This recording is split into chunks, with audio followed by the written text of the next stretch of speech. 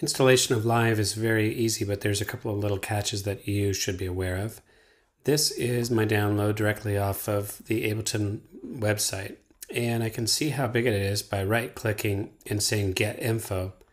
And in here I can see that it's 1.22 gigs. Now, I already have the suite installed, but if I double-click this, I get a dialog here to agree with, and then it starts decompressing. And what I simply do from that point is drag this directly onto my hard disk. That would be this right here. The catch with Live is that you have to drag new versions on. So I always create a Live old folder, and I have different betas and stuff in here, but that's where you keep yourself organized in terms of old versus new. One other little trick, you can see here that Live itself is a 1.4 gig application. You definitely won't want to do this if you don't know what you're doing, but you can right click and say show package contents. And this goes for any Mac application actually. And you can get in here and take a look at the different things, the Rex player and all the different things. If you're not comfortable in this place, you shouldn't actually be here, and you definitely shouldn't modify anything unless you really know what you're doing.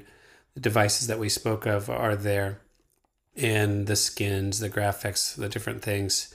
And there are people who modify these colors and different things, but that's for another day. That is all found under show package contents. Free trick.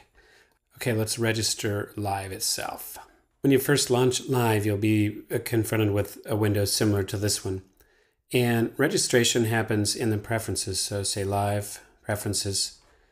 And right down here in User Account Licenses, you click on this Ableton Authorize link. And that will bring up this right here.